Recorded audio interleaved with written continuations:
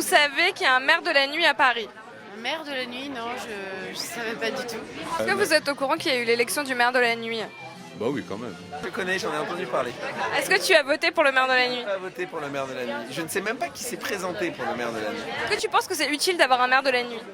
Je pense, surtout à Paris, qui est plutôt une ville qui bouge, qui frissonne, mais qui n'est pas encore l'égale de certaines capitales européennes.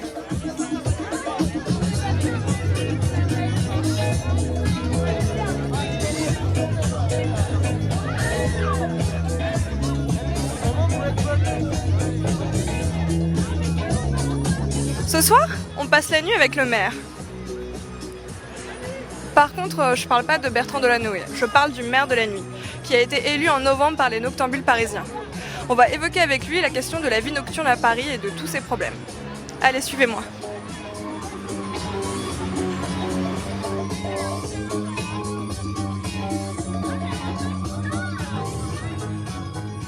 Vous pouvez nous parler un peu donc de ce statut de maire de la nuit? C'est un statut qui n'est pas institutionnel, qui est médiatique, honorifique et légitime surtout. J'ai été élu par les Parisiens. Et mon rôle est dans le conseil, la conciliation, rentrer en médiation avec les riverains quand ils le veulent bien, mais c'est assez difficile parce que ce sont des gens qui sont rarement dans le débat et qui sont plutôt dans un combat. Il y a de l'observation, il y a de l'étude de rapport sur la nuit, comparatif par rapport à d'autres villes. Il y a de la proposition d'idées aux candidats pour les municipales. Il y a du conseil pour les élus en place, il y a des rencontres avec les candidats permanentes, voilà. Laurent qui tient ici ce lieu. Ça fait longtemps que vous vous connaissez? Non, on se connaît depuis l'élection. Depuis l'élection. Ouais, depuis l'élection. Mais moi je connais bien le quartier, je suis là depuis, j'ai le bar depuis 14 ans. Voilà. Et on a vu plein de panneaux chute, moins de bruit dehors en arrivant. Alors vous pouvez m'expliquer un peu, c'est qui a mis ces panneaux? Alors on a créé un collectif il y a à peu près 3 ans pour essayer de répondre un petit peu aux attaques des riverains. On a commencé à une dizaine de commerçants, maintenant je crois qu'on on doit être 25. Donc on a créé ça pour contrecarrer un peu l'offensive des riverains qui veulent qu'une seule et unique chose, ça ils le mettent par écrit, c'est la fermeture totale de tous nos établissements. Il y a une situation tendue entre les riverains et les établissements en ce moment? C'est une situation qui n'est pas facile. Ouais. Une situation tendue avec, il faut le préciser quand même, avec des associations de riverains, c'est une question de lobbying. Donc les questions de lobbying, c'est faire croire qu'on est beaucoup alors qu'on n'est pas forcément beaucoup, mais c'est ça qui fait pression. Donc l'idée aussi, c'est de se monter en association. Les cafés se montent en association pour montrer qu'eux sont plus nombreux et sont de potentiels votants aussi. Mais ça aussi, c'est du lobbying, non?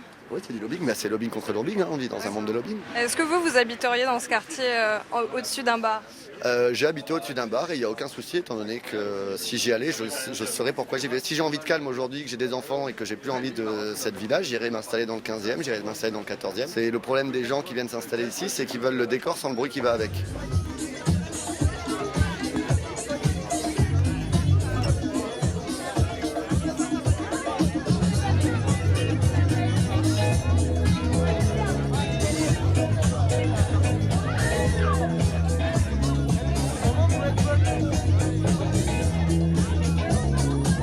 C'est juste là.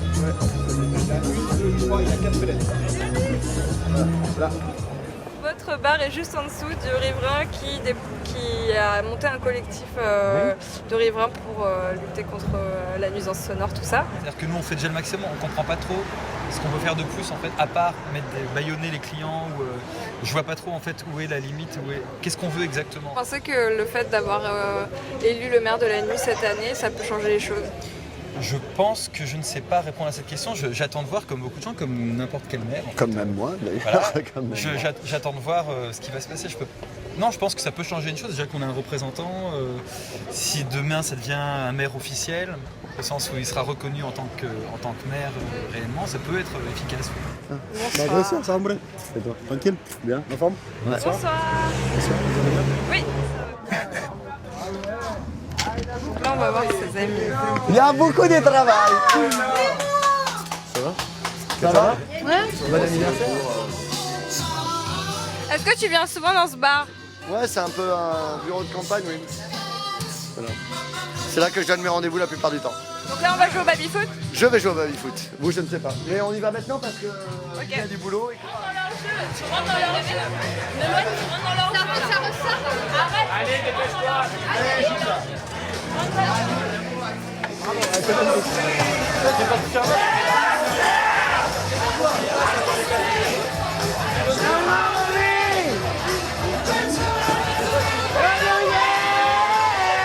J'allais me barrer de Paris pour tous ces problèmes-là en fait.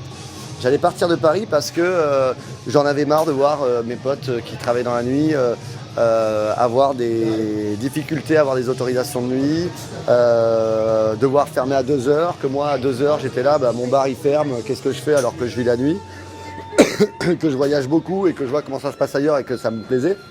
Et je me suis dit tiens, je vais me barrer à, je sais pas, Istanbul, à Berlin, à Bruxelles, à San Francisco, j'avais pas bombé. Ouais, vraiment. Et puis je me suis dit en fait, depuis le temps que tu critiques ça, et là tu as l'occasion pour une fois de pouvoir faire quelque chose pour ta ville et changer justement ce qui t'énerve. Donc vas-y, prends-le. C'est la dernière chance que tu laisses à ta ville et c'est la dernière chance citoyenne qui te reste. Une journée typique, c'est que hier, je suis parti sur une conciliation, conseil auprès d'un bar qui a des problèmes en ce moment, à qui on refuse qu'il fasse des lives alors que c'est un bar qui a complètement changé le quartier et tout l'environnement du quartier parce qu'avant c'était une rue qui était pleine de dealers et tout et là il a apporté vraiment une vraie chose au quartier. Puis j'ai enchaîné sur une interview, puis je suis allé voir un ami gérant qui avait quelques conseils à me donner, puis j'ai vu un de mes conseillers. Puis je me suis détendu à partir de 2h du matin, où je me suis couché à 5h du matin, et je me suis réveillé à 10h et j'ai refait la même chose toute la journée et je suis avec vous. Voilà. Est-ce que ça sert un maire de la nuit? Alors moi je le vois plus comme une sorte de porte-parole. Il médiatise les entre guillemets combats, il médiatise les actions, il fait en sorte que la minorité silencieuse devienne un peu plus audible au plus grand nombre, quoi.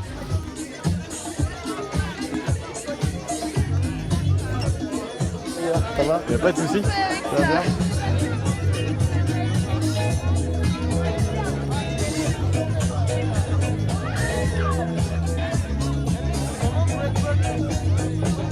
Puisque le maire de la nuit, ce n'est pas rémunéré comme activité. Alors, et sortir chaque soir, ça coûte de l'argent, voire ça coûte de l'argent, alors comment tu fais? Je suis au RSA, vive la France. J'ai des piges à côté qui me permettent un peu d'arrondir les fins de mois, mais ce boulot de maire de la nuit me prend quand même 60 heures par semaine, bénévolement. Voilà, j'ai des piges, je ne paye pas de loyer. Et j'ai des très bons amis qui sont dans la restauration et qui savent que je suis là aussi pour eux et donc qui me le rendent bien. Et voilà, je suis un SDF de luxe. Voilà. Est-ce que tu es content d'être maire de la nuit? Est-ce que c'est ce que tu imaginais? Ouais, il y a des choses intéressantes, d'autres plus fatigantes. Voilà. C'est fatigant d'être maire de la nuit? Bah, t'as vu mes valises des Samsonites sous les yeux. Je sais pas, vous dormez combien de temps la nuit? On se tient au courant pour justement, non mais pour toutes les deux.